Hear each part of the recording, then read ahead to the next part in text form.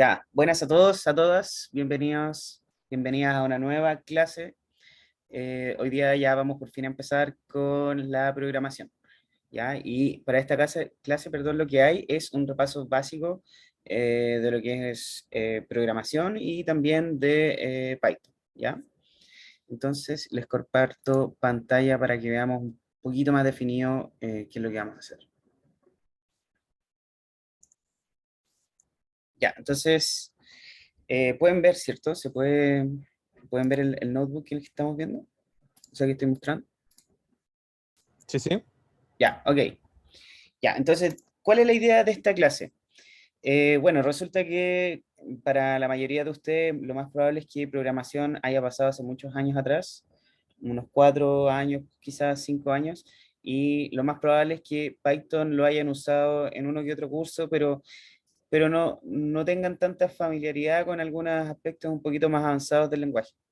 ¿Ya? Entonces la idea es que para empezar a saber cómo usar el martillo, primero hay que saber tomar el martillo, ¿cierto? Una cosa así. Entonces la idea es que aprendamos de buena manera a programar en Python todos los pormenores y de esto se van a tratar las primeras unidades, que es la unidad de herramientas básicas. ¿Ya? Entonces, primero que nada, vamos a ver un Python muy básico. Esta clase va a ser súper básica. Y después vamos a ir subiendo la complejidad. La siguiente, por ejemplo, vamos a estar viendo programación funcional. Y la siguiente a esa vamos a estar viendo clases y después vamos a ver si queda una u otra más. ¿Ya?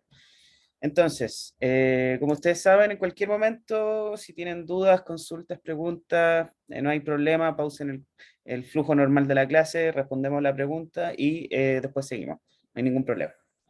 Ya, entonces, ¿qué vamos a ver? Vamos a justificar por qué vamos a usar Python dentro de este curso. Ya para los que no lo sepan, obviamente, si es que me adelanté un poco más, Python es un lenguaje de programación, probablemente uno de los más famosos hasta el momento y muy usado. ¿Ya? Después vamos a ver asignación de datos en variables, tipos de datos básicos. Ya vamos a ver qué es un entero, qué es un flotante, qué es un string, operadores y operaciones con los operadores y transformaciones entre tipos de datos. O sea, vamos a ver aquí lo típico, suma, resta, multiplicación, división. El final es mucho de sintaxis esta clase, ¿ya? Mucha sintaxis. Vamos a ver herramientas, o sea, digo, estructuras de control del flujo y vamos a terminar con colecciones, listas, conjuntos y diccionarios. Aquí me parece que faltó un punto más, que son los iteradores que vamos a estar viendo al final, las iteraciones. Ya, entonces, partamos. ¿Por qué Python? ¿Qué es Python? Ya, Python es un lenguaje de programación multipropósito, ya, diseñado para preservar la legibilidad, ya, y simpleza sintáctica. O sea, es decir, la idea es que cualquiera que vaya y vea un código de Python no se le haga tan complejo entender lo que está escrito dentro. A diferencia de otros lenguajes, tienen menos corchetes cuadrados, menos corchetes redondos, las palabras son más sencillas, no usa tantos símbolos, sino que usa palabras. En fin, son cambios que lo hacen más legible a costa de sacrificar otras características. ¿Ya? Entonces, como dice acá, sus características al principio lo convierten en un lenguaje poderoso y fácil de aprender. ¿Ya? Eso es lo importante de esto, fácil de aprender. ¿Ya? Entonces, ampliamente utilizado, desarrollo web, data science, en scripting, que es en la práctica generar archivos que ejecuten alguna acción sobre, por ejemplo, algunos archivos en alguna carpeta, qué sé yo, o que instalen algo, en fin.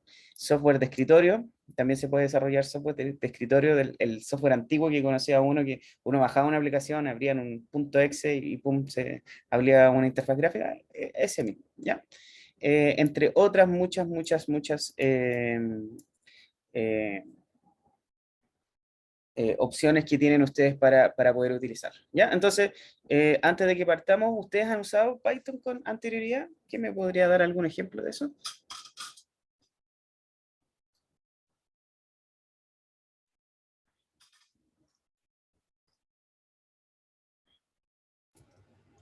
Sí, ¿Sí? Dale. para hartas cosas. Bueno, en los ramos también, compartiendo por allí. Yo igual trabajé un par de años, entonces también ahí usamos Python. Y en verdad, bueno, como cosas más concretas, ¿para qué usamos el código? En los ramos como para hacer tareas, ya. En el trabajo, por ejemplo, hacía web scraping de repente, hacía algún tipo de análisis más estadístico, ver medias, proyectarlas y eso en muestras más grandes, cosas como así, de ese estilo. Claro. O sea, ya más aplicado al data science, ¿cierto? Así es. Y claramente, obviamente, entrenar modelo y todo ese tipo de cosas. Muchas. Claro. Qué bueno, justamente lo que vamos a estar haciendo dentro del curso. No sé si alguien más ha ocupado Python. Gracias, Sebastián.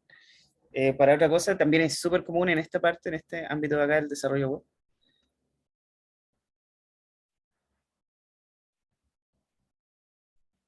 ¿No? Bueno, de todas maneras, vamos a estar viendo esta y en menor medida al final del curso, un poquito de esto. No vamos a hacer desarrollo pues como tal, sino que vamos a hacer servidores para que ustedes puedan publicar sus modelos más adelante, ¿ya? Entonces, eso principalmente. Pregunta, nada que ver de la clase. ¿Se escucha ruido de fondo o me escuchan bien a mí nomás? Se escucha súper bien. Ya, gracias.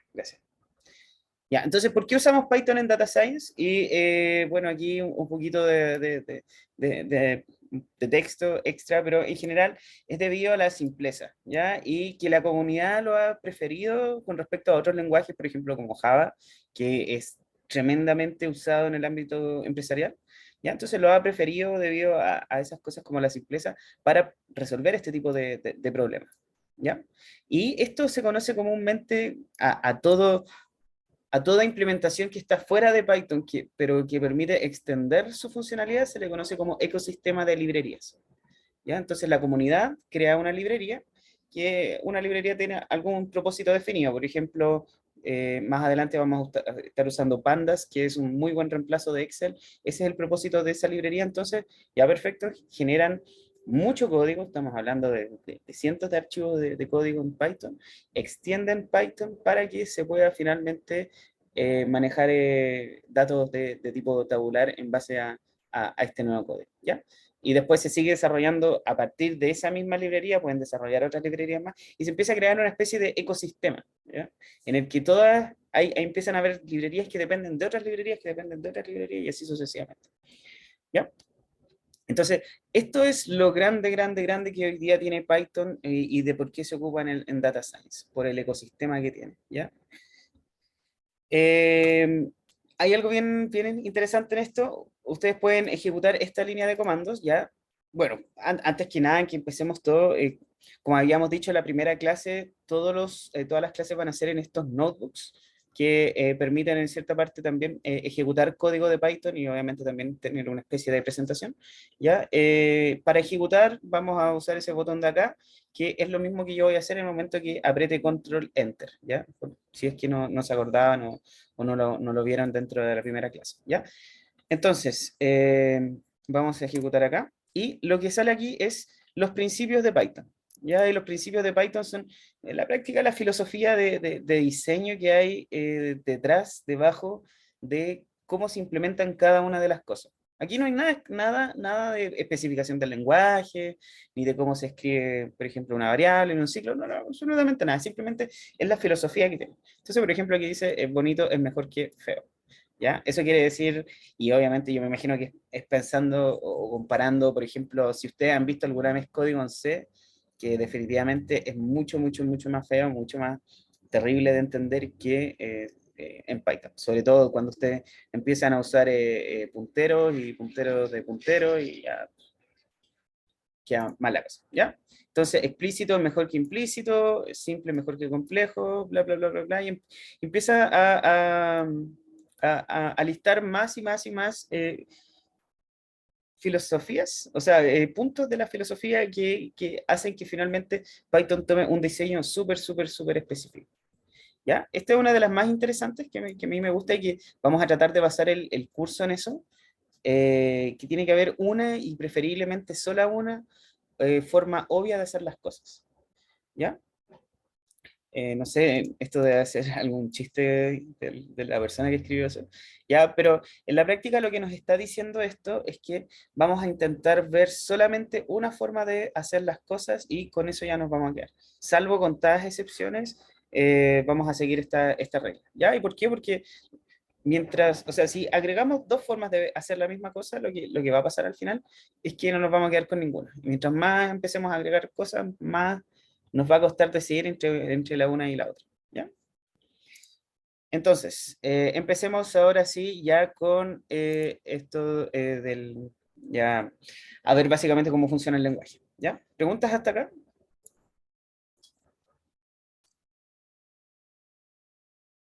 ¿No? Seguimos entonces. Entonces, parte uno, las variables, lo más básico de todo. ¿Y qué es una variable? Una variable es esto que nosotros estamos definiendo aquí, una parte fundamental de la programación, es lo primero que siempre se ve, ¿ya? Y la idea es vincular un identificador con algún dato en particular, ¿ya?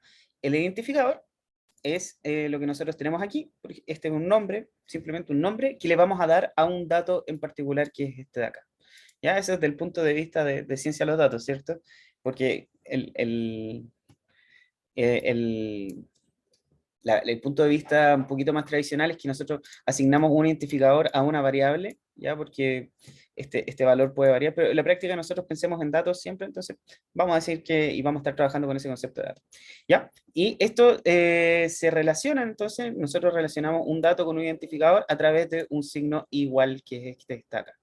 Entonces, ¿qué es lo que va a pasar? Es que nosotros después vamos a asignar, cuando nosotros ejecutamos, fíjense que ahí se acaba de ejecutar, podríamos incluso sacarles, ahí sí, ya, entonces vamos a ejecutar variable, ya, guardamos el valor 9 dentro del nombre variable, y si nosotros ahora la imprimimos a través de esta sintaxis, que esto es una función y la vamos a ver en la siguiente clase, ya, pero simplemente tienen que hacer print de algo para imprimir su valor, imprimir obviamente en la consola, van a ver que el valor de esta variable que es 9, ¿ya? O sea, es decir, el dato 9 está asociado con este nombre de variable.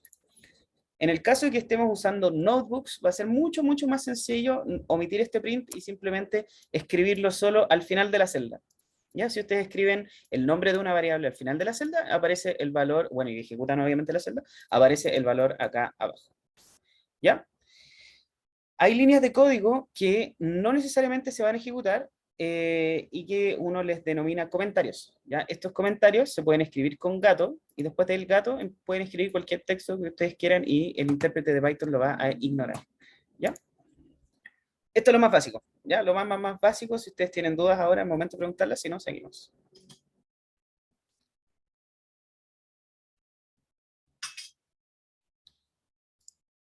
Todo bien, ya. Ok. Si vamos muy lento también, avísenme para ir un poquito más rápido, no hay ningún problema. Ya, convenciones generales para nombrar variables. Por lo general, tratemos de usar las mismas convenciones. Yo sé que, por ejemplo, en Java o en C# se ocupan el camel case, ¿ya? Que es en la práctica ponerle el nombre mayúscula a cada una de las palabras y unirlas sin ningún separador. En este caso, en Python siempre se ocupa el snake case, que nunca sabía en verdad si lo nombraron por Python o no. Ya, pero el snake case dice esto: si ustedes tienen definida una variable, y por favor ocúpenla así en el curso para que mantengamos las convenciones, ¿ya? Si ustedes tienen definida una variable así como tal, entonces simplemente la definen con una minúscula al comienzo y le asignan el valor.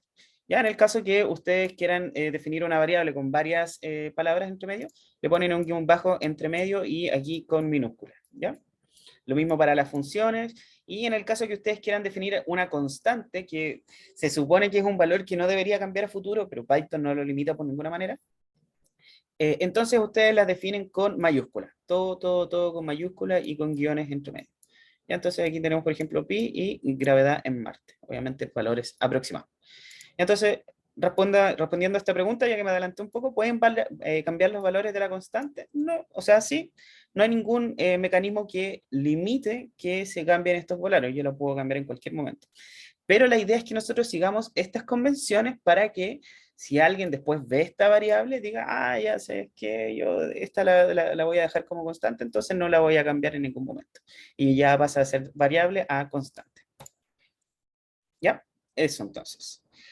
Vamos a la parte 2. ya sabemos cómo asignar datos a variables, ya sabemos ponerle nombre al final a los datos que nosotros queremos utilizar más adelante. ¿Ya? Entonces ahora lo que vamos a ver van a ser los distintos tipos de datos con los que nosotros vamos a poder trabajar dentro de Python. Son básicos, los más básicos, los bloques sobre los cuales después vamos a construir todas las otras cosas que nosotros vamos a ir creando. ¿Ya?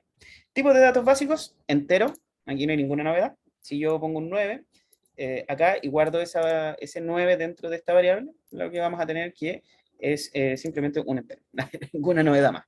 Flotantes, los números flotantes son los números que nosotros conocemos como decimales, los separamos con un punto y listo, suficiente. Lo asignamos a una variable y fíjense que ahí está nuestro número flotante. Número complejo, bastante pocos usados, yo por lo menos no me ha tocado ocuparlo nunca, pero yo me imagino que hay casos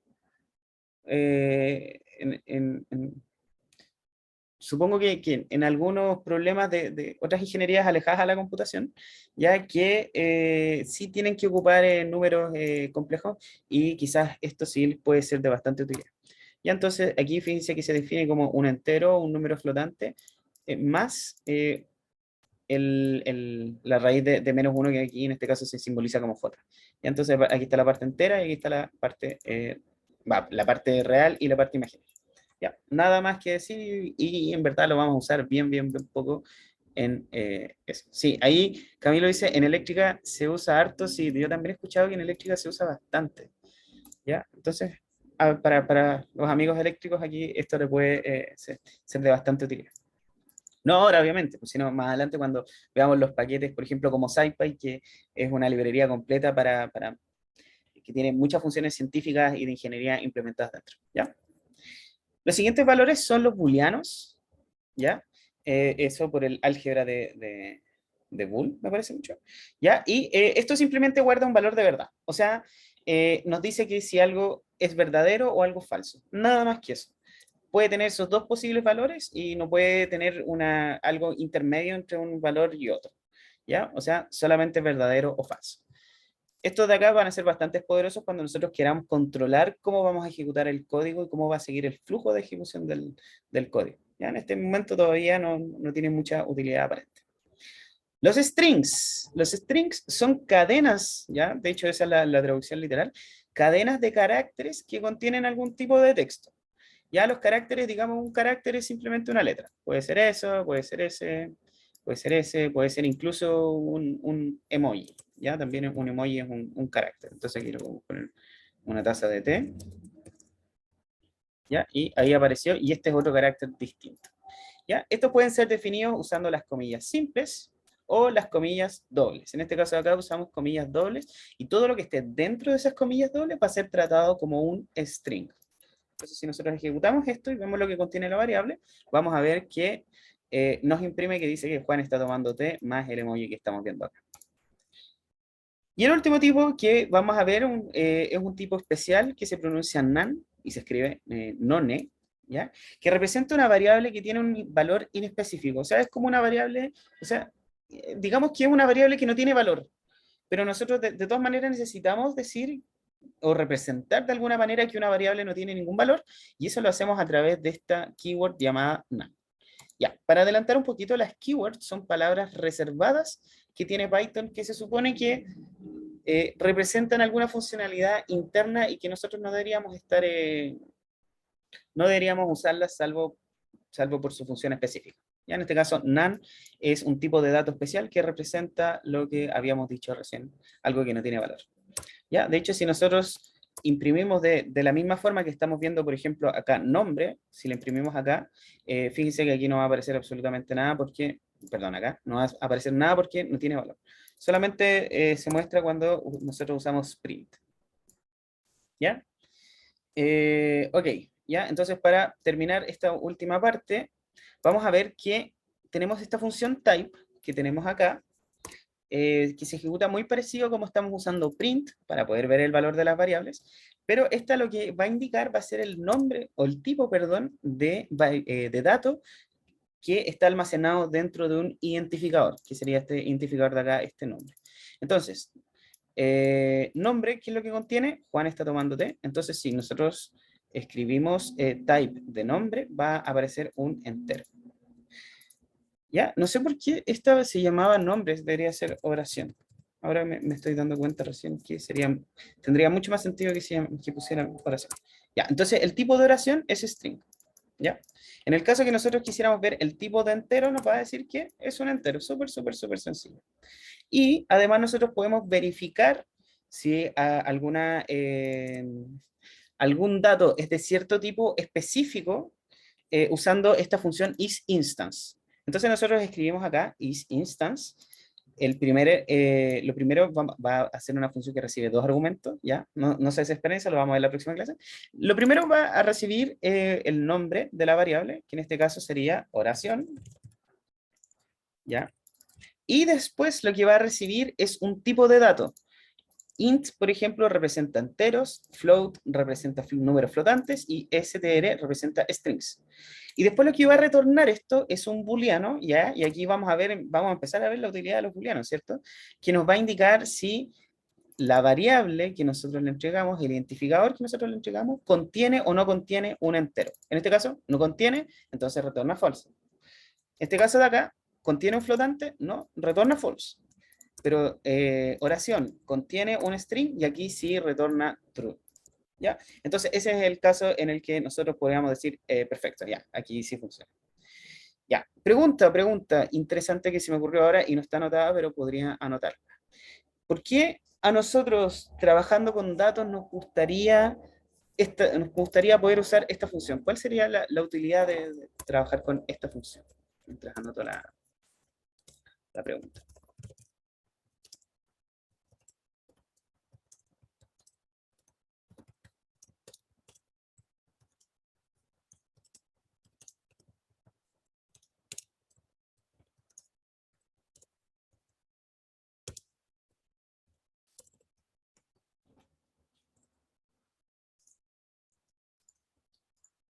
¿Alguien tiene alguna idea?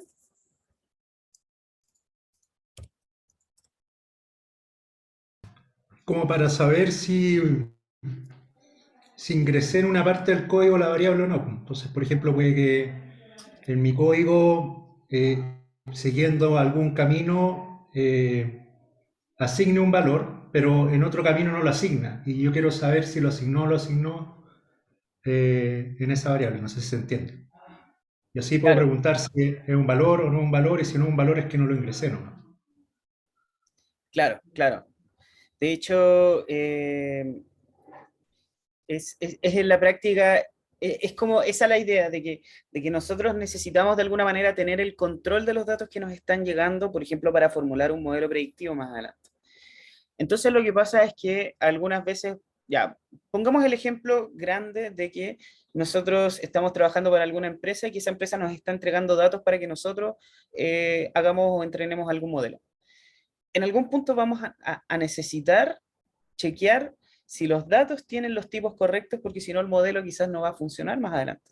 Porque nosotros a un modelo le pasamos, por ejemplo, ya el largo de la calle, le pasamos solamente puros números flotantes y después, por algún motivo, la empresa ahora el largo de la calle nos está pasando strings.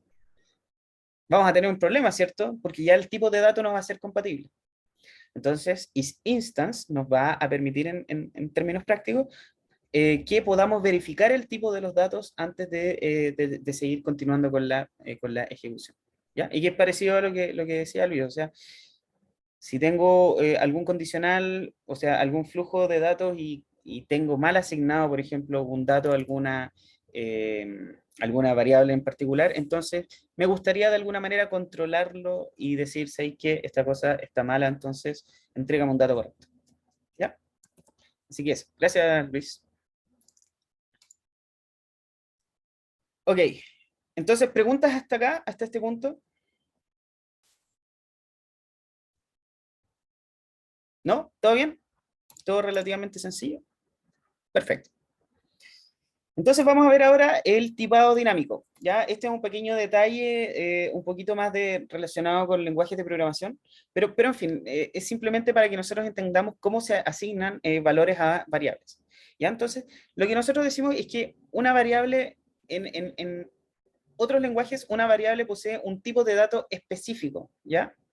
Y esa es una relación relativamente directa en el sentido de que por ejemplo, no sé, en Java yo puedo hacer esta declaración, int número entero igual a 100. Entonces yo le voy a exigir que todo lo que se guarde dentro de esta variable sea un entero. Sin embargo, en Python no pasa eso. Una variable tiene asignado un tipo de datos, pero la relación no es recíproca. O sea, es decir, esta variable de acá no va a establecer qué es lo que puede estar guardado acá o no. Y en este caso de acá yo puedo perfectamente redefinir, por ejemplo, fíjense acá, en esta celda de acá yo le asigné número entero igual 100, o sea, a este identificador le asigné un número 100, y yo después, fíjense que el tipo es entero, entonces después yo lo puedo redefinir como un número imaginario.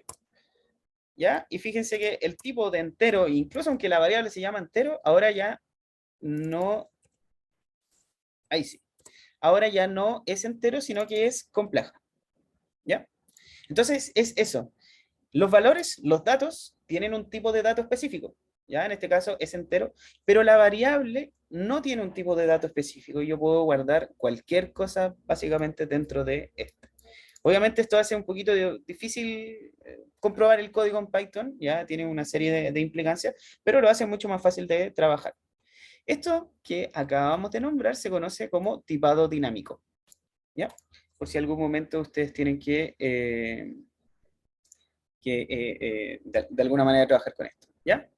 Ahora, que nosotros podamos cambiar el tipo de datos y podamos hacer este tipo de operaciones que aparentemente son bastante flexibles, ¿cierto? O sea, como podemos asignar cualquier cosa a cualquier otra cosa, no va a implicar que nosotros podamos operar de esa misma manera flexible, ¿ya? O sea, es decir, si nosotros asignamos número entero 100 y le tratamos de sumar un hola, nos va a entregar este recuadro rojo que se conoce como excepción.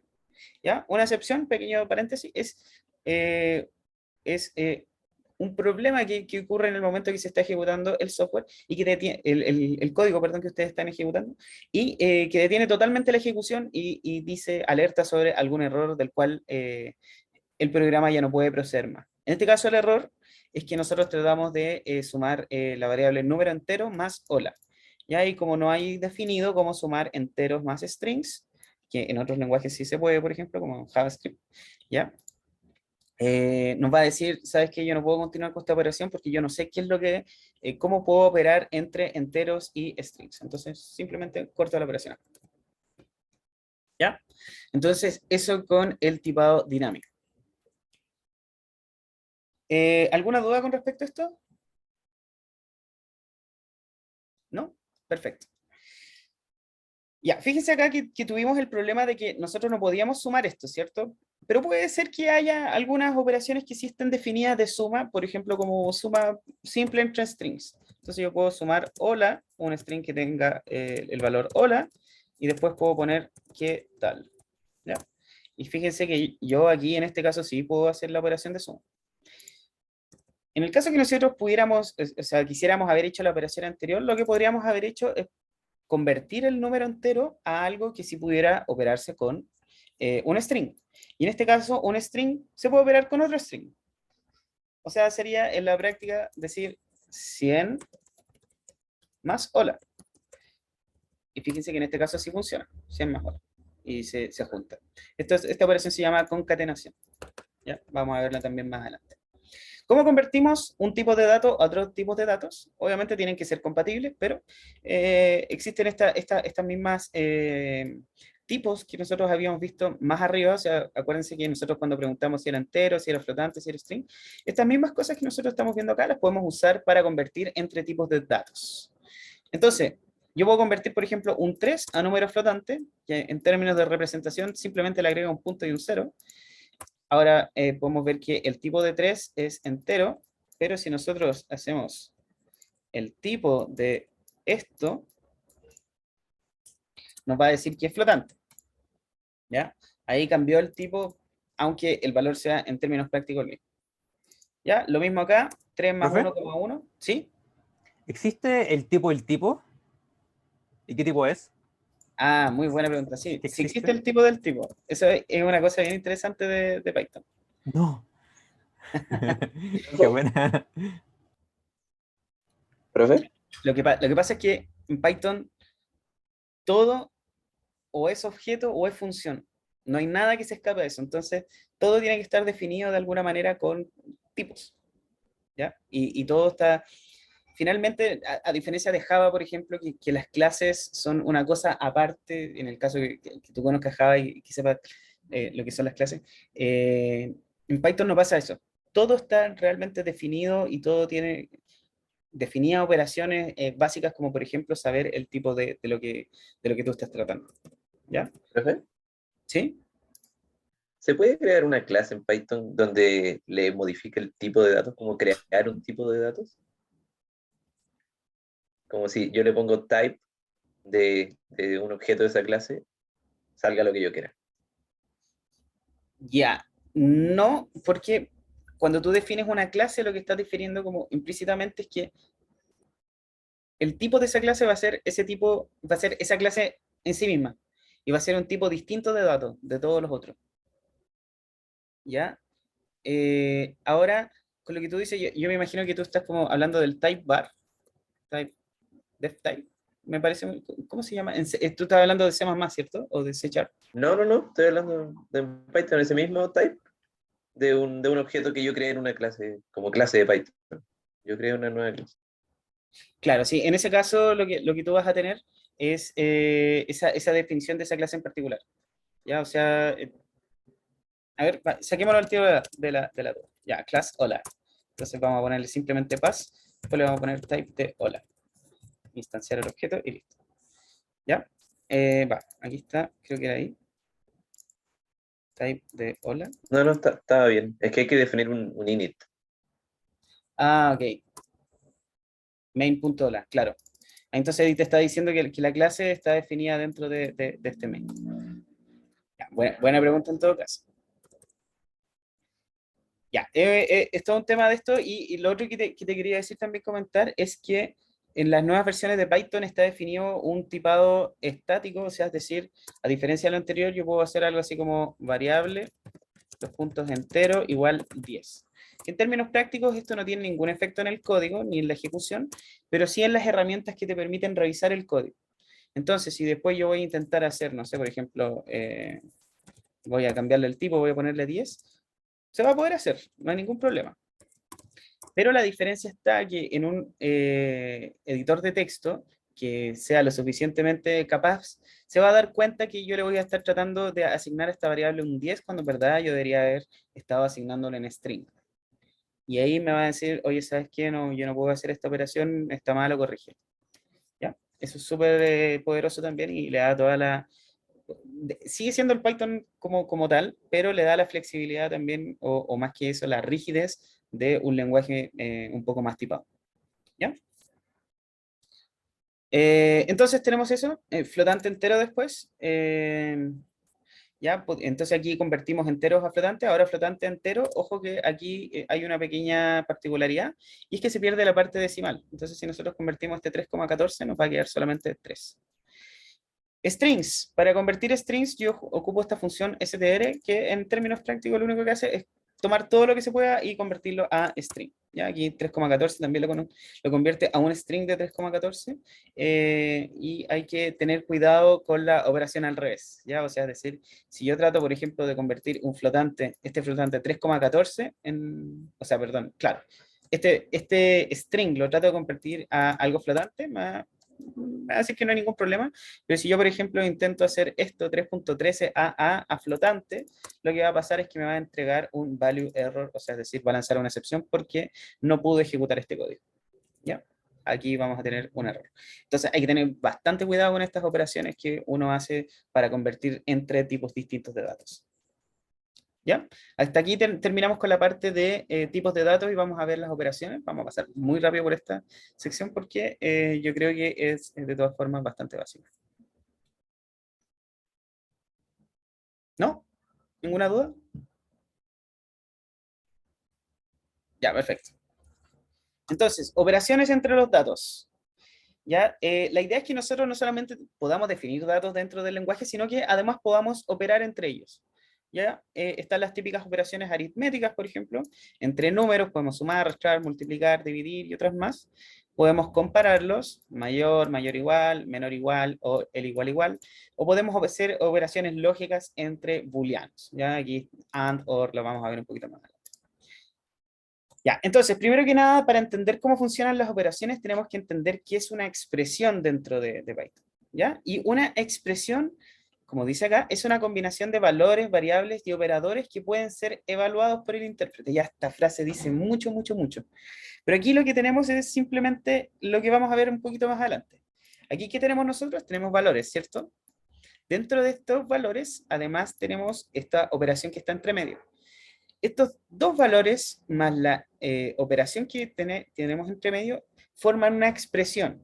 Y esta expresión es la que es evaluada por el intérprete de Python. ¿Ya? Y aquí vamos a decir qué es un intérprete porque es algo que todavía no hemos mencionado. Python es interpretado.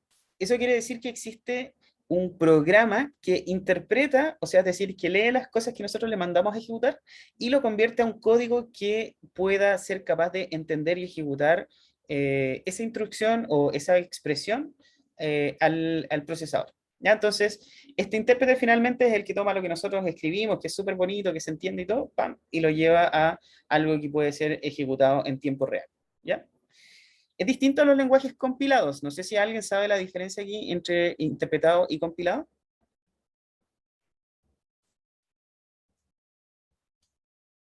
Fueron dos palabras que dije en algún Sí, momento. ¿Sí? sí, sí, sí. Por ejemplo, Fortran, C++ son compilados.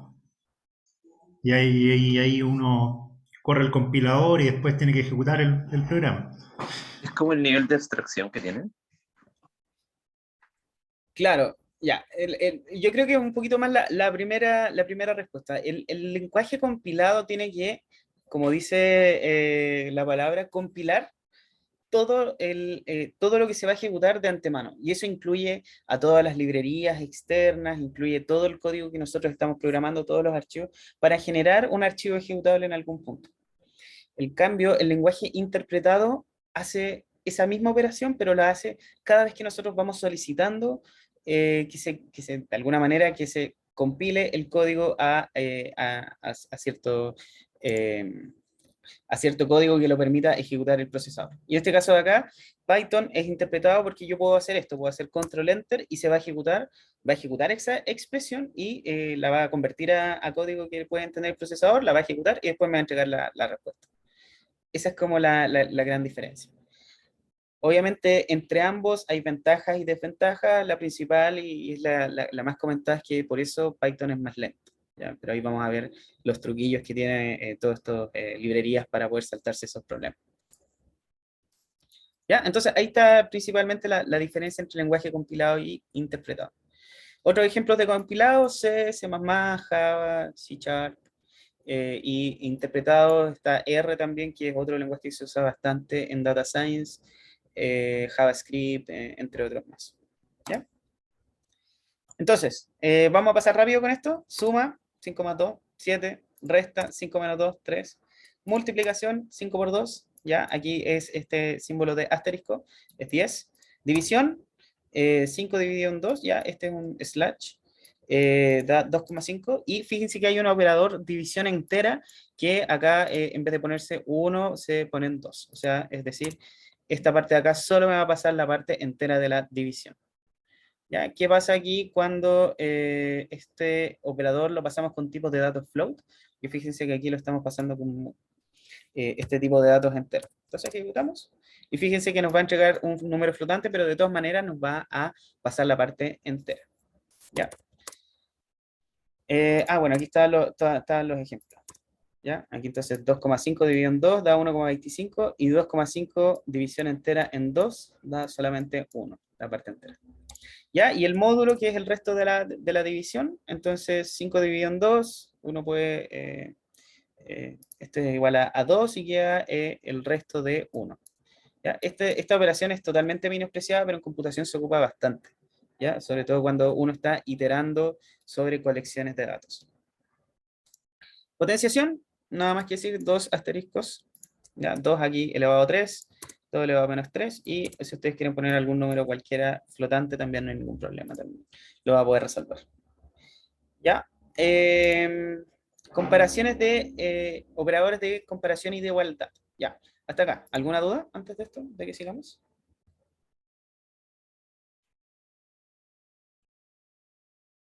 ¿No? Perfecto. Sigamos. Y comparación e igualdad. Esto nos permite comparar entre dos tipos de datos, o sea, dos datos distintos, ¿ya? Obviamente siempre podemos comparar entre distintos datos, pero la idea es que si estamos comparando, comparemos peras con peras y manzanas con manzanas. Entonces, primero, el igual igual nos indica y nos retorna un booleano, ya vamos a usar también bastante esa palabra más adelante, que indica si lo que tenemos es igual o no. En este caso, 2 es igual a 2. Es casi como que nosotros preguntamos así. O sea, es decir, como ¿es 2 igual a 2? Y la respuesta aquí es sí. Y en este caso de acá lo que nos retorna esto es un booleano. De hecho, si nosotros hacemos el tipo, o sea, ejecutamos el tipo de esto, lo que nos entrega aquí es booleano. ¿Ya? Preguntamos si 2 es igual a 4. Esto obviamente da falso, porque no son los mismos. Entonces, nos retorna este booleano false.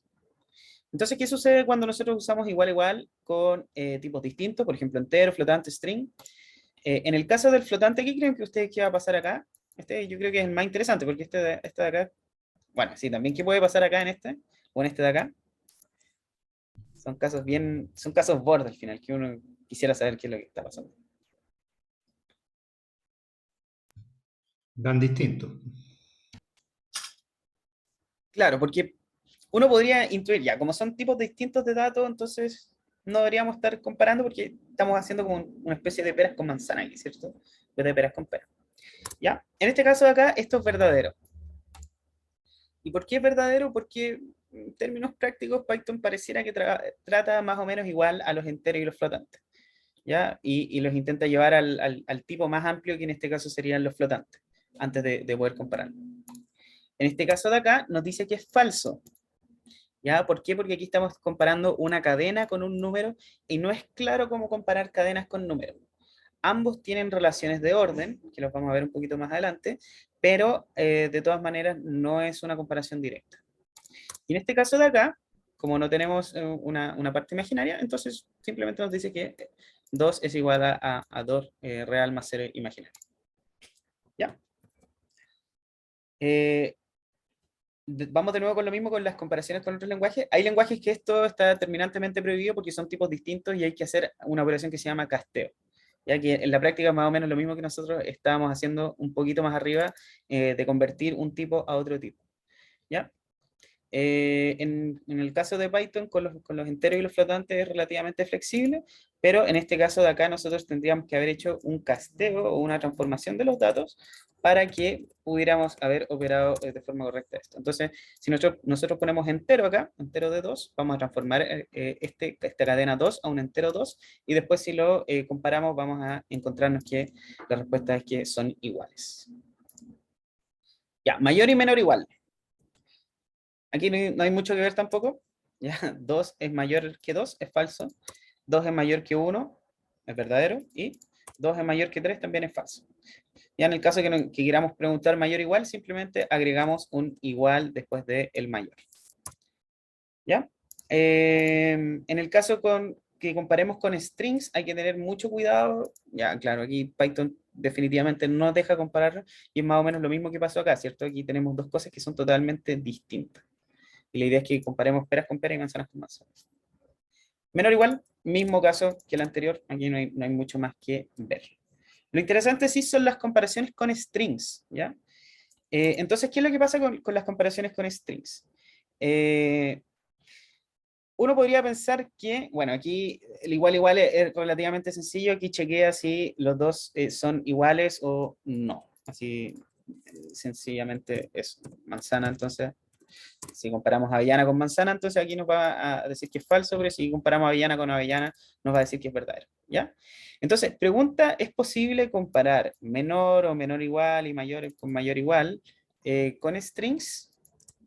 Y la respuesta, por más extraño que suene, es que sí, efectivamente se puede hacer eso, ¿ya? Existe algo que se llama orden lexicográfico, que ustedes lo pueden ver acá en esta página de Wikipedia, que define una relación de orden, o sea, es decir, define qué carácter es menor que otro carácter entre todos los que están definidos dentro de nuestro, bueno, del conjunto de caracteres en general. ¿Ya?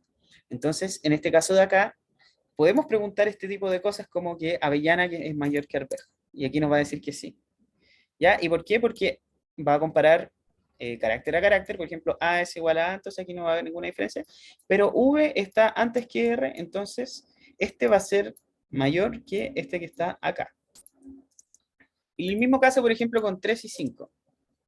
¿Ya? Va a preguntar si 3 es mayor que 5. No, porque 3 probablemente está más, es más pequeño, o no, es más grande que 5, ¿ya? Lo más probable es que el orden sea de esta manera, 1, 2, 3, 4, 5. ¿Ya? Entonces, en este caso de acá, 3, como está en una posición anterior a 5, va a decir que es falso. No por la relación directa de números, sino que por el orden que se le dieron en los caracteres que componen el string. ¿Ya? ¿Se entiende hasta acá, hasta el momento? Sí, perfecto. ¿Ya? Perfecto. Gracias. Operaciones interesantes con los strings. Ya, un poquito de motivación para esto. Por lo general, cuando uno trabaja con strings dentro de ciencia de los datos, siempre hay que agregarle una cosita, hay que quitarle algo, hay que ponerlo en mayúscula, hay que ponerlo en minúscula, hay que sacarle los caracteres, en fin, siempre hay que hacer mucho procesamiento de texto antes de hacer las cosas. ¿Ya? Por eso es importante que no solamente definamos relaciones de orden, que lo más probable es que no sean tan útiles en términos prácticos, pero sí otras operaciones como por ejemplo la concatenación. Y la concatenación se refiere a una operación que básicamente unir al final un string de otro, ¿ya? En este caso de acá tenemos una pregunta y podemos tener dos tipos de respuestas, ¿ya? O en verdad son dos tipos de opciones, opción A, opción B, más que respuesta. Entonces, si yo hago, por ejemplo, esta operación de pregunta más respuesta a, que en este caso este cito, lo que va a hacer es que perdón, no está definido, ahora sí, va a unir estos dos junto con, bueno, aquí no le va a agregar ningún espacio, sino que el espacio ya estaba unido. Entonces los va a concatenar, ¿ya? De hecho, si nosotros pensamos que son cadenas, tiene sentido que nosotros le llamemos concatenación, ¿ya?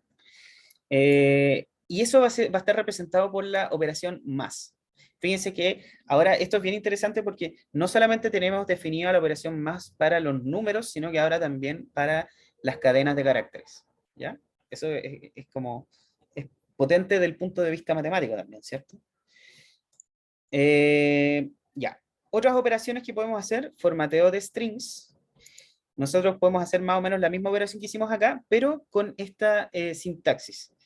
Vamos a tener un corchete acá y dentro de ese corchete nosotros vamos a poder poner una variable. En este caso la variable es la respuesta -b. Entonces lo que nos gustaría es que apareciera este texto acá, ¿ya? Pero ese texto que al final fuera independiente de lo que yo estoy poniendo. O sea, si esto es una variable, después podría ser ya no un cafecito, sino que un juguito, ¿ya? ¿Qué sé yo?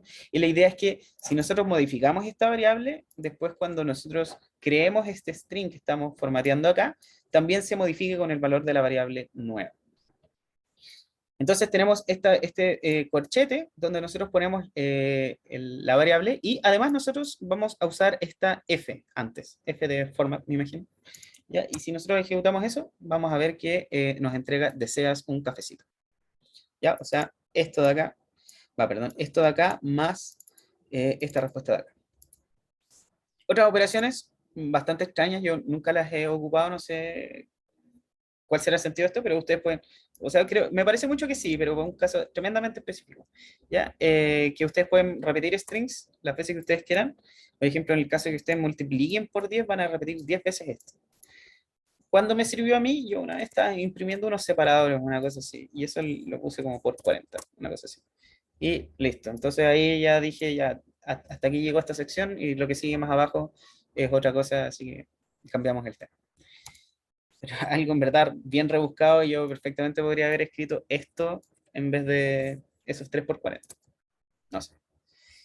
¿Existirá esta operación a un string dividido por 10? ¿A alguien se le ocurre que podría ser?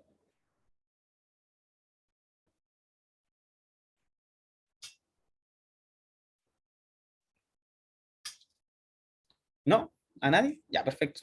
Está bien porque en términos prácticos no existe. A nadie se le ocurrió cómo asignarle una operación a los strings con una división, ¿ya? Así que no hay ningún problema en esto, ¿ya? Hay otros operadores interesantes, por ejemplo, in. Este sí es bastante interesante, ¿ya? Porque es muy probable que lo ocupen sobre todo cuando estén procesando texto. Y esta es una pregunta. Pregunta si T, por ejemplo, está en este string de respuesta B. Entonces, ¿qué es lo que contenía respuesta B? Respuesta B contenía cafecito con un signo de interrogación.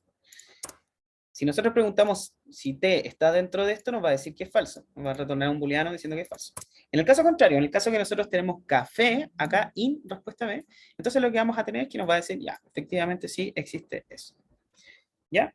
Y el operador not es la negación de eso. O sea, y aquí empezamos a hacer un poquito de operaciones con booleano. Lo que me dice not es que lo que yo responda acá, entrégame justamente el contrario. Entonces, lo que teníamos recién, al tiro de Sebastián, lo que teníamos recién, entonces era T, estaba en respuesta B, ya, esto nos había dicho que era falso, ¿cierto? Este not va a cambiar el valor de verdad de esto y nos va a decir ahora que es true. Entonces, en la práctica lo que estamos preguntando aquí es si T no estaba en respuesta B, no estaba en cafecito, y la respuesta es verdadera, pues no estaba ahí. Es como lo que nosotros lo que hacemos mucho en español, ¿cierto? Eso de doble negación para poder afirmar algo. Ya, cuéntame. Cuéntame, Sí, Sebastián. una pregunta respecto justamente a estos operadores. ¿Hay alguna forma más como económica o eficiente respecto al procesamiento de aplicar justamente estos operadores? Porque, por ejemplo, no sé, pensando como cuando hay muchas filas o muchos datos, ¿es eficiente usarlos o hay como otra forma más eficiente para preguntarse eso? Claro, ya. Buena pregunta y vamos a tener que ahí desviarnos un poquito para poder explicar eso. Mira, lo que pasa y en general lo que vamos a ocupar el curso es que muy pocas veces, en muy rara ocasión, vamos a ocupar estos operadores Python así de por sí solos. Y en el caso de que los ocupemos, la mayoría de las veces se van a redefinir internamente por las mismas librerías. ¿A qué es lo que voy? Las librerías de Python que vamos a estar viendo a lo largo del curso están mucho más optimizadas y están implementadas de forma mucho más eficiente que las operaciones nativas de Python, que son las que estamos viendo acá. En el caso de NumPy, por ejemplo, que vamos a ver obviamente más adelante, estas operaciones son extremadamente más rápidas y tú lo vas a poder hacer de forma vectorizada, o sea, es decir, sin ocupar un for, por ejemplo, de por medio. ¿Ya? Y esto obviamente Qué es mucho más cuático. claro. Cuático, entonces esa optimización que hace cada librería. Bacán. Claro, Eso claro. vale. Ok, ya, y con eso mismo, además tienen otros trucos por debajo, no solamente es como, es el hecho de que podamos usarlo, aplicarlo, por ejemplo, a una lista completa, una sola operación, y tú puedes incluso paralizar esas cosas, sino que además tienen compilación por debajo de estas librerías que hacen que sean mucho, mucho, mucho más eficientes aún. ¿Ya? ¿Alguien más tenía una pregunta? Sí, yo tengo una pregunta que era de la otra parte en realidad, ¿eh? Es de ¿Ya? la igualdad.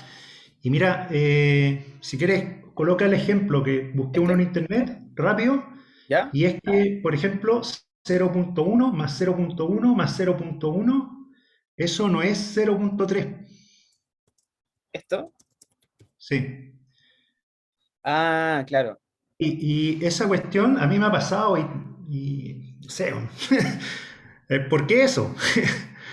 Claro, sí, ese es en términos prácticos de cómo se programan los floats. Yo tampoco tengo muchos detalles de esto, pero lo he visto varias veces y lo que uno, o sea, lo que yo por lo menos he podido ocupar ahí es que se importa una librería desde NumPy que es isClose. Y en la práctica uno le pasa esto, por ejemplo, y le pasa, no sé, digamos que es cercano sobre 6 decimales. ¿Ya? Y si al final considera los primeros tres nomás Ah, buena, buena. Pero en ese caso también se puede usar round, ¿o no? claro, también round, sí, sí, a ver, de hecho, mucho más sencillo, ¿cierto? Sí, round, y le ponemos el número de decimales, pongámosle 10, una cosa así. Y ahí está, 0,3. Claro, la Pero, lata habría que hacerlo para todas las variables para estar tranquilo. claro, claro. Y me parece mucho que en un país igual tiene ese tipo de verificaciones. Al final, por cómo nosotros representamos los datos, sí. Al final estamos tratando de representar intervalos continuos dentro de intervalos discretos, porque al final siempre vamos a tener que discretizar las cosas, pues nunca vamos a poder representar las cosas de forma continua. Entonces, dentro del proceso de discretización, lo que pasa es que puede pasar como artefactos como este que haga que pase este tipo de cosas extrañas, o sea, que le sume un 4 al decimal número 15, por ejemplo. Pero es por ese proceso, ¿ya? Me parece que en sistemas operativos sí, o en programación de software de sistemas, cualquiera de esos dos, del DCC, en eso se ve un poquito más en detalle estas cosas de cómo se representan de forma decimal, sean por ejemplo las mantisas y ese tipo de cosas, ¿ya? Ahora, en C, yo me acuerdo que esto, después de haber programado un poco en C, esto era un dolor de cabeza gigantesco. O sea, era terrible. Así que lo bueno es que Python igual trata de asegurarse un poquito, bueno, igual pasa de todas maneras, pero trata de asegurarse un poco que no pase tanto. Ya, entonces estamos un poquito pasados con las pausas, porque habíamos dicho que cada 40 minutos una pausa. Así que tomémonos un tiempo y después vamos a seguir avanzando. Ya, de hecho, vamos a saltar esta parte, ustedes pues la van a poder ver y les explico por qué. ¿Ya? Así que eso, 5 minutos. Ya, ok, volvimos de los 5 minutos de descanso. Entonces, terminamos con la parte de strings. Lo último que les quería mostrar era algunos métodos, ¿ya? Los métodos, vamos a ver más adelante en la clase de clases, valga la redundancia, de qué se tratan los métodos, pero al final son como funciones que se ejecutan sobre algún objeto en particular, que en este caso pueden ser estos strings. Ya entonces, tenemos nuestra pregunta completa, ¿cierto? Que era, ¿deseas un cafecito? Nosotros podemos usar el método .lower para hacer que todas las palabras o todos los caracteres de este texto se conviertan en minúscula, ¿ya? Punto upper para hacer lo contrario, para que todas sean mayúsculas. Punto title para que todas se transformen todas las primeras caracteres de todas las letras se transformen en título. Y por último, capitalize para transformar solamente la primera en título. En este caso acá no pasa nada. Entonces, fíjense, lower dejó más o menos lo mismo que había antes. Upper ya convirtió en mayúscula. Title convirtió solamente los primeros y capitalize no hizo nada, pero en el caso que no hubiera habido este símbolo acá, iba a convertir solamente la primera en título. ¿Ya? Ese es uno de los métodos interesantes. Y fíjense que aquí se aplica con otra sintaxis, es el string, la variable en donde ustedes tienen guardado el string, punto, el método en particular. Otros métodos interesantes, por ejemplo, el replace, que nosotros podemos reemplazar, en este caso de acá, que teníamos deseas un cafecito, podemos reemplazar la palabra cafecito por un tecito. ¿Ya? ¿Se reemplazó? Ningún problema. También bastante útil, este también se ocupa bastante para procesar, sobre todo para reemplazar texto, por ejemplo, que ustedes que saben que significa algunas cosas, no sé, por ejemplo, en una cosa que estuve trabajando en algún momento, había que reemplazar, no sé, eh, FC, FM, Facultad de Ciencias, bla, bla, bla, bla, bla, ciencias, y después había que también reemplazar esto y y por algún motivo salía así, ¿ya? Y todas estas había que llevarlas a eso, a Facultad de Ciencias Físicas y Matemáticas, ¿ya? Este es un claro ejemplo en donde nosotros teníamos acá un conjunto de strings que teníamos que llevarlos todos a un ejemplo en particular. Y este último que también es utilitario, reemplazar, eliminar los espacios del inicio y final, lo hacemos con punto strip. ¿Ya? Y aquí fíjense que estos espacios que teníamos antes y después los eliminamos completamente. ¿Ya? Más información sobre los métodos, hay hartos interesantes, lástima que está en inglés, pero es una página bastante bonita y de hecho tiene muy buenos tutoriales de Python, se los recomiendo, es esta Programis. ¿Ya? Tienen un video, bastantes ejemplos, todo súper bonito. Ya, Hay operadores también con booleanos, pero los vamos a saltar. Ustedes lo pueden ver, pero son simplemente las operaciones lógicas AND, OR y NOT. ¿Ya? Todas las otras, y estas se ven bastante en álgebra lineal, no hay ninguna novedad en estas. ¿Ya? ¿Por qué? Porque quiero llegar a la siguiente parte, que es control de flujo, colecciones y iteraciones, que esto sí es también obviamente bastante importante. Entonces, una estructura de control de flujo se refiere a un tipo de estructura de código, ya una forma en que nosotros escribimos el código, que nos permite decidir si vamos a ejecutar o no determinado segmento de código. ¿Ya? Todo esto se va a hacer en base a alguna expresión o variable booleana. Entonces, ¿cómo hacemos esto en Python? If, o sea, si cumplimos alguna condición, que es la que va a estar representada por esta expresión booleana, -0, entonces se va a ejecutar este código de acá. Si se cumple esta otra expresión booleana, se va a ejecutar este código de acá. Y en el caso que no se ejecute ninguna de estas de acá, se va a ejecutar esta última de acá. ¿Ya? Esta de acá, el if, es como si no, o sea, hay que verlo como sí, si no, y este si ninguno de los otros. ¿Ya? Y este si no se puede repetir las veces que ustedes quieran. Pueden tener otra expresión booleana y otra expresión booleana entre medio y no va a haber ningún problema. Van a poder repetir los casos que ustedes necesiten considerar. ¿Ya? Y esta else, tanto el if como else, son opcionales. El único que se necesita verdaderamente para hacer control de flujo es este if que está acá. Estos de acá no son para nada necesarios. ¿Ya? Y fíjense que a diferencia de otros lenguajes de programación que, por ejemplo, usan corchetes, nunca me acuerdo muy bien cómo se llaman estos corchetes, ¿ya? Que usan, por ejemplo, esta sintaxis de acá, Python no ocupa esa sintaxis, sino que para ser dependiente un segmento de código del otro, o sea, es decir, para decir que se ejecute esto si se cumple esto de acá, lo que ocupa es algo que se llama bloque indentado. ¿Ya? Y la indentación es simplemente el espacio que hay antes de alguna acción establecida en el código, que es en este caso este espacio que tenemos acá. 1, 2, 3, 4. Tenemos 4 espacios y eso lo que indica es que este código que va a estar acá es dependiente de este código, de la ejecución de este código de acá afuera. ¿Ya? Y lo vamos a ver mucho en Python. Todas las dependencias de un código se establecen a través de bloques indentados. ¿Ya? Entonces acá la pregunta es, hola, ¿sí? Una duda, ¿el indentado con tab es un carácter aparte o es 4 espacios en este caso? Ya, el tab es un carácter distinto al espacio. No son las mismas cosas. El tab verdaderamente se simboliza con un /t. ¿Ya? Este igual depende de cómo se muestre, pero por lo general representa, me parece que 2 espacios. ¿Ya? No es lo mismo, de hecho, si tú haces esta comparación, interesante, ¿eh? No es lo mismo esto. Vamos a poner igual a igual acá. Entonces, esto nos está diciendo que es falso. ¿Ya? O sea, es decir, el tab no es lo mismo que poner 2 espacios acá. Entonces, lo recomendado, lo recomendado en general, es que no se ocupe nunca tab, porque por este tema de que es este carácter invisible que no se formatea bien y que es complejo llevarlo, llevar como la trazabilidad de esto. ¿Ya? Y lo peor de todo es que tú no puedes combinar estas dos cosas, o sea, o usas tab o usas los espacios, pero no puedes usar los dos al mismo tiempo. ¿Ya? Y Python te va a decir, yo no estoy entendiendo lo que tú me estás pasando si aquí pusiste tab y en estas partes de acá pusiste espacios. ¿Ya?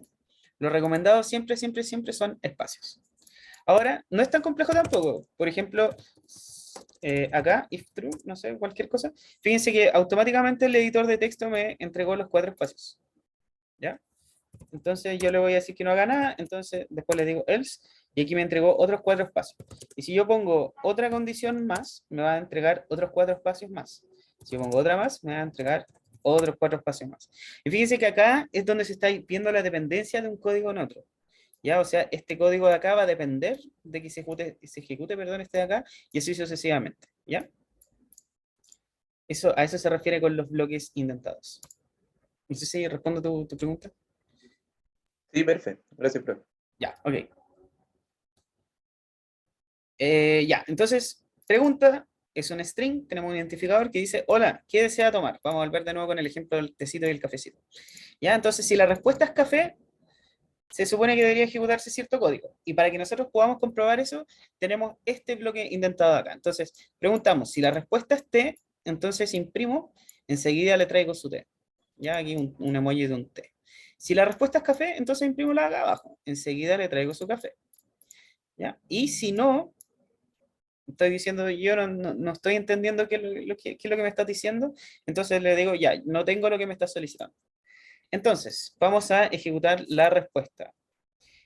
O sea, vamos a ejecutar este código, perdón, que tenemos acá, con la respuesta igual a café. Y fíjense que lo que me entregó acá es enseguida le traigo su T. O sea, en términos prácticos fue evaluando paso a paso. Respuesta, ¿es igual a T? No, entonces no entro acá.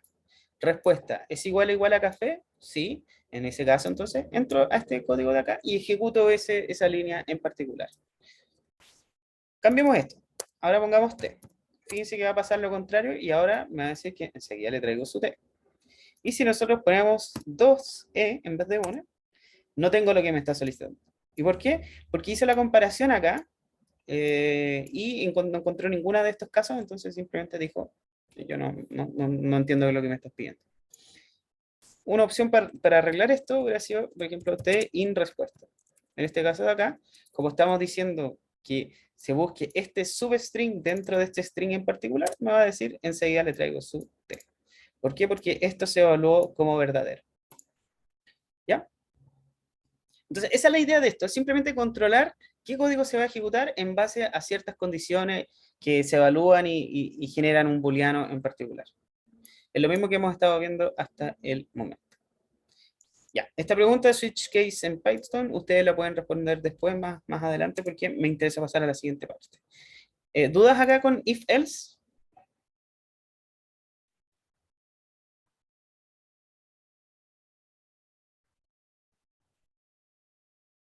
¿No? No. Todo bien. Ya, gracias. Ya, entonces, vamos a la siguiente parte. Colecciones. ¿Ya? Una colección es una estructura, digamos que puede ser un tipo de datos mucho más complejo, los datos básicos, que permite almacenar otros datos y operarlos entre ellos. ¿Ya? Entonces, aquí tenemos que podemos ordenar estos datos, podemos mapearlo, que es aplicar una función a cada elemento, podemos filtrarlos, reducirlos, etc. Podemos hacer muchas operaciones con las colecciones de los datos. Y esto aquí vamos a empezar a aplicar ya las cosas que hemos estado viendo como pensando en la ciencia de los datos, ¿cierto? O sea, cuando hacemos ciencia de los datos nosotros necesitamos tener muchos datos, o no necesariamente muchos datos, pero necesitamos tener una colección de datos. No nos sirve solamente tener un tipo de dato y asignarle un nombre de variable, sino que lo vamos a guardar dentro de estructuras que están diseñadas para esto. ¿Ya? Y estas estructuras pueden ser tanto mutables, ¿ya? Mutable, es decir, que puede mutar, que puede cambiar, ¿ya? En este caso van a ser las listas y los conjuntos, que en términos simples permiten añadir, eliminar o modificar sus elementos, ¿ya? Y los inmutables que no pueden modificar sus elementos. La gracia de los inmutables es que son más eficientes que las estructuras mutables, pero son más restrictivas, diciendo, como habíamos dicho antes, que no pueden mutar lo que tiene dentro de esto. ¿Ya? Y finalmente es posible iterar, que es realizar una acción varias veces, ¿ya? Sobre estas estructuras y calcular algún tipo de operación, por ejemplo, sobre esto, como las medianas, la media, la suma, el promedio, en fin, todo este tipo de cosas. ¿Ya? Entonces, por tal motivo, las colecciones, debería decir acá, están íntimamente relacionadas con la programación para el análisis y la ciencia de los datos. ¿Ya? Listas, entonces. ¿Cómo creamos una lista? Una lista, en verdad, es una colección de elementos, ¿ya? No hay absolutamente nada extraño con esto. Entonces, ¿cómo establezco yo una lista? A través de los corchetes, ¿ya? Un corchete abierto, corchete cerrado, con eso digo, aquí se inicia la lista, aquí se termina la lista. En este caso de acá, la lista no tiene nada, entonces simplemente va a guardar una lista vacía. En este caso de acá, yo le voy a pasar literales, o sea, yo le voy a pasar tipos de datos básicos y la lista me va a almacenar esos datos. En este caso de acá va a almacenar 1, 2 y 3. En este caso de acá vemos una lista, una muy mala lista, ya que tiene distintos tipos de datos. Fíjense que tiene enteros, acá tiene flotantes, acá tiene strings, acá tiene un booleano, y acá, ojo, tiene otra lista dentro de la lista. ¿Ya? Entonces, yo me refiero a que es mala o es una mala lista en el sentido de que como los tipos de datos no son uniformes, yo no puedo calcular operaciones uniformes sobre esto. ¿Qué pasaría acá en el caso que yo quisiera calcular un promedio? No puedo. ¿Por qué? Porque tengo un string acá y un booleano acá y una lista acá. Y estos me impiden calcular ese tipo de cosas. Entonces, en general traten de evitar listas como esta. Son solamente para los ejemplos, pero ojalá que no las usen como tal. ¿Ya? Y con esta función len, yo puedo acceder al largo de la lista. En este caso, esta lista contiene 6 elementos, fíjense. 1, 2, 3, 4, 5 y 6. Esta lista que está acá adentro es considerada solamente como un elemento de la lista y no como 3, que en este caso sería el largo de esta lista en particular. ¿Ya? Entonces por eso me dio 6. ¿Ya? ¿Se entiende esto? ¿Se entiende esto? Esta es una estructura mutable, entonces yo le puedo añadir, eliminar datos también, que vamos a ver más adelante cómo se hace. ¿Todo bien? Perfecto. Ya, ok. Entonces, operaciones con estas listas. ¿Qué puedo hacer yo con estas listas? Entonces aquí vamos a definir la lista con frutas. Uva, melón, sandía, damasco, limón.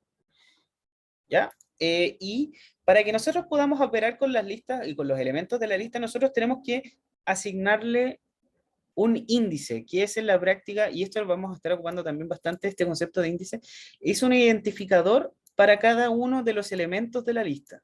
En este caso de acá, uvas tiene el identificador 0, melón tiene el identificador 1, sandía el 2 y así sucesivamente. Y ojo que parten siempre desde el 0. ¿Ya? Hay algunos lenguajes de programación, como MATLAB, por ejemplo, que parten desde el 1, en este caso siempre parten desde el 0. Y para acceder a cierto elemento, que al final es eso, o sea, lo primero la primera operación que nosotros podemos hacer es acceder a ese elemento, lo que vamos a hacer es, dado este índice de acá, nosotros vamos a pedir a la lista que nos pase el elemento que está en ese índice de acá. En este caso de acá, ya entonces definimos la lista, la misma lista que tenemos acá arriba. Ya vemos que la lista tiene 5 elementos. Si yo quiero ir al elemento número 0, lo que hago es, dado el identificador, abro corchete, le digo pásame el elemento 0 y cierro corchete. Si ejecuto esto, fíjense que me van a pasar las uvas. Si ejecuto ese mismo sintaxis con el elemento 1, me van a pasar los melones. ¿Ya? Entonces, así voy a ir accediendo a cada uno de los elementos de las listas. ¿Ya? Y de hecho tiene algo bien interesante que es el indexado negativo que nos permite partir desde el último elemento y ir recorriendo hasta el primero. En este caso el -1 me va a indicar que me pase el primero que está desde el final hacia el inicio. En este caso acá me va a pasar el limón. ¿Ya? Vamos a saltar esta parte. Aquí está la explicación de por qué es así esta cosa ya, pero la vamos a saltar por temas de tiempo. Y además nosotros podemos eliminar o sea, modificar, perdón, que era una de las primeras cosas que habíamos dicho, ¿cierto? Que podemos mutar esta estructura. Podemos modificar algún elemento en particular, que en este caso, por ejemplo, podemos modificar las uvas y ponerle manzana. ¿Y cómo hacemos eso? Decimos, el elemento que está en el índice 0 de la lista, cámbialo de uvas, cámbialo a manzana. Entonces vamos a asignar, finalmente esta es una operación de asignación muy parecida a la que estábamos haciendo al comienzo. Vamos a asignar manzana a la posición 0 y vamos a reemplazarla por uvas. Entonces si ejecutamos esto, fíjense que la lista ya no es esta, ya no tiene uvas, sino que ahora tiene manzana en un comienzo. ¿Ya? Pequeño paréntesis, podemos simular matrices a través de listas. Entonces, la primera lista es la lista que contiene las filas. ¿Ya? Esta es la primera fila, la segunda fila y la tercera fila. Y las listas que están dentro son las que contienen los elementos de cada una de las columnas. Esta de acá. ¿Ya? Entonces, por ejemplo, yo en este caso, para esta matriz en particular, si accedo al elemento número 2, me va a entregar la fila que está acá. ¿Ya? Sería como una especie de matriz, si usáramos IJ sub IJ, entonces aquí I sería igual al primer indexador. ¿Ya? Y en el caso de que nosotros quisiéramos sacar un elemento particular de esta fila, entonces nosotros deberíamos darle ahora un J en otro indexador más, porque esto finalmente es una lista de listas. Entonces, para acceder a la fila 2, que sería esta de acá, ya recuerden que las filas parten desde 0, si queremos acceder a la fila 2 y después al elemento número 0, que sería este de acá, entonces simplemente usamos esta notación de aquí, matriz del elemento 2 y de ese después el elemento 0.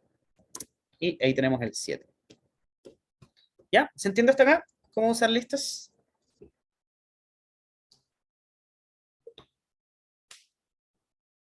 ¿Sí? ¿Ninguna duda? Ya, perfecto.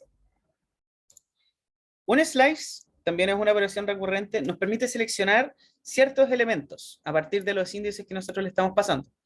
En este caso de acá, lo que le vamos a decir, ya, ojo, antes de seguir explicando, estas operaciones son operaciones que vamos a ver recurrentemente durante el curso, ¿ah? Entonces, si no las entienden ahora, no hay problema, las vamos a usar harto en los laboratorios, así que lo más probable es que lo entiendan en ese momento, ¿ya? Si tampoco es tan preocupante. Entonces, en este caso de acá le pedimos que nos pase desde el 1 hasta el 4 sin contar el 4. O sea, es decir, nos va a pasar esta y esta de acá. ¿Por qué? Porque no cuenta el elemento número 4. Si ejecutamos eso, fíjense que es justamente lo que nos va a pasar. Parte desde el 1, termina en el 4 sin contar en el 4. Y esta es la sintaxis para decir que nos pase una slice o una tajada. Append, el método append, agrega al final de la lista el elemento que nosotros le estamos pasando, ¿ya? Append es como agregar al final. Si nosotros ejecutamos este método sobre la lista, lo que va a pasar es que ahora vamos a tener esto de acá. Se va a agregar esta al final. ¿Y qué pasa si lo ejecutamos nuevamente? Si ejecutamos este mismo método que llamamos sobre la lista con manzana. Va a pasar que se va a agregar otra manzana más. Y si lo ejecutamos de nuevo, otra. Las veces que nosotros ejecutemos este código va a ir añadiendo nuevas manzanas al final. Ya, este es el último elemento que se fue añadiendo. ¿Ya? Otras operaciones más, podemos concatenar listas. Por ejemplo, nosotros tenemos esta lista de acá que tiene la misma lista del comienzo. Si nosotros además le agregamos la manzana, plátano y piña, lo que va a pasar, y también fíjense que esta es una operación muy parecida a la concatenación de strings, ¿cierto? Si nosotros pegábamos dos strings, ya va a ser lo mismo con listas. Entonces, ¿qué va a hacer esto? Lo va a pegar al final. En este caso de acá va a estar la manzana, el plátano y la piña. Que es esta lista que unimos con esta de acá. Pop, ¿sí, Sebastián? Profe, ¿hay alguna función o método o algo como para unir un elemento al principio y no al final? Sí, lo que recomiendo yo es que trate de usar la sintaxis simple, por ejemplo, lista de acá, y así yo quisiera añadir la piña al comienzo, lo que podrías hacer es esto. Defines una lista acá, le haces un más y con eso lo añadiste al comienzo. Ah, ya, claro. Claro, pero ahí como que intrínsecamente se está creando otra lista más, ¿no? De la memoria. Básicamente, sí.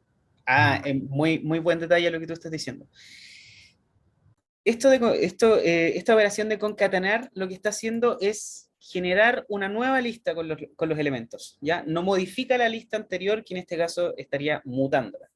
Y aquí está la gran diferencia, ¿ya? Y es lo que pasé por alto, muchas gracias por acordarme, con append. Append muta la lista original, o sea, es decir, cambia la lista original las veces que ustedes agreguen elementos. Entonces, fíjense acá que lista ahora ya no va a ser solamente estas cosas de acá, sino que además va a tener contenido manzana. Las veces que nosotros ejecutemos ese append al final. Sin embargo, es distinto acá, si volvemos a redefinir lista acá como la lista original, y nosotros concatenamos lista con esta lista de acá y le agregamos una nueva variable, nueva lista, la original, no va a ser modificada. ¿Por qué? Porque aquí no estamos mutando los datos, sino que aquí lo que estamos haciendo es generar una nueva lista a partir de la antigua. Y esto finalmente es parte de la inmutabilidad de las cosas. ¿Ya? De hecho, esta operación de acá también te va a generar una nueva lista. ¿Ya? Ahora, porque en un momento, no sé si te acuerdas, dije, recomiendo usar este método, ¿ya? Y recomiendo en el sentido de que NumPy está muy pensado, y en general los frameworks que vamos a ocupar están muy pensados en hacer inmutables las estructuras. No significa que no las podamos cambiar, pero en el momento que tú cambias la estructura, tú tienes que generar una estructura nueva.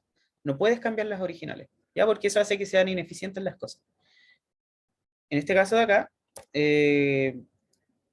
la idea es que tratemos de pensar al tiro que estamos de alguna manera ya usando la inmutabilidad de las cosas antes de preferir la versión mutable. ¿Ya? Y de hecho, los métodos append, por ejemplo, de NumPy, lo que hace es generar nuevas listas, no modifica las originales. ¿Ya?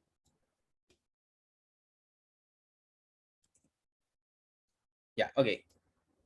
Ya, vamos a saltar este pop que quita el elemento cierto índice. Tenemos este método sort que puede ordenar las listas. Ya en este caso de acá no tiene mucho sentido. Bueno, aquí en este caso sort lo hace con orden lexicográfico. Aquí tenemos vienesa, pan, tomate, palta, mayo, ketchup. Se imaginarán qué pueden hacer con esto.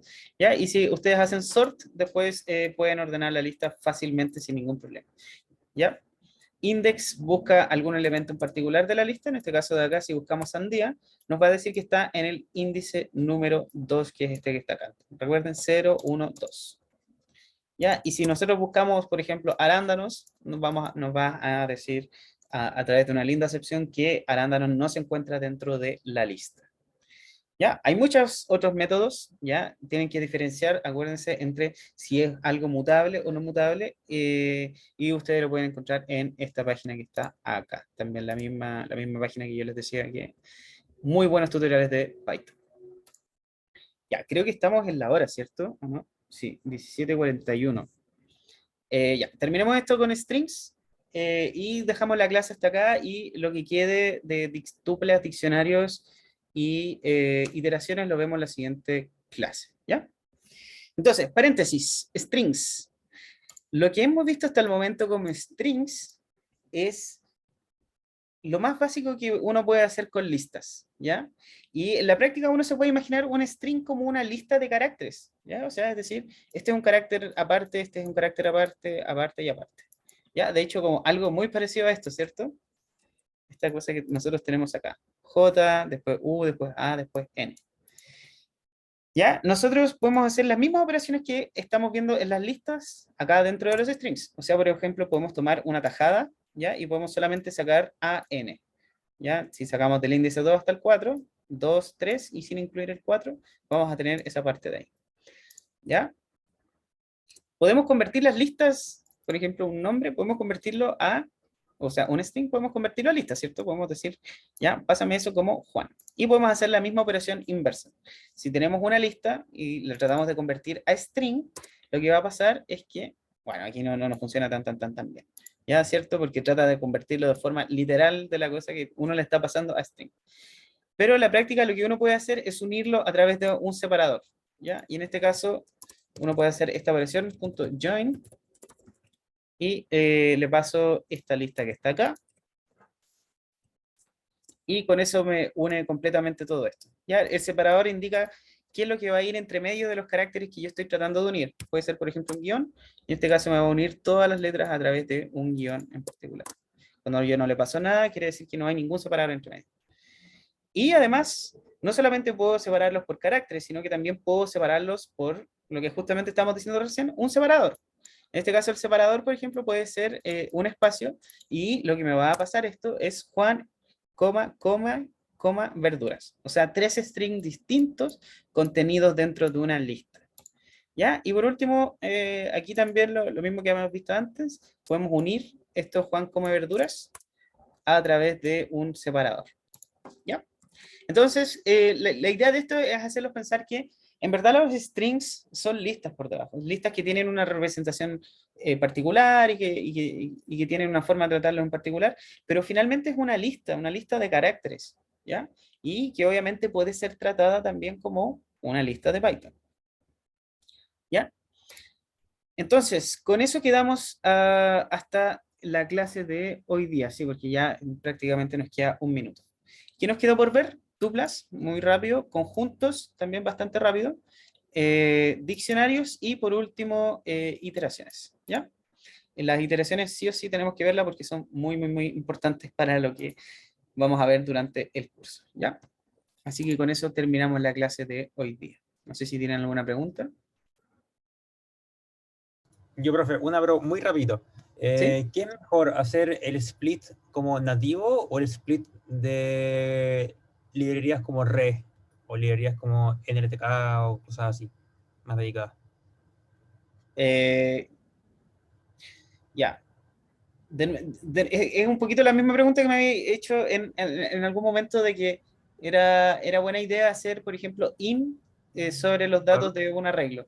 ¿Ya? Y la respuesta es, estas estructuras que define, por ejemplo, Pandas, no sé, o que define en LTK, puede que redefinan esa operación y que la redefinan de una manera que la haga mucho más rápida que la versión nativa de Python. ¿Ya? Todo va a depender de cómo vas a ocupar esa versión de la función. Ya, perfecto. Eso no, vale. Ya.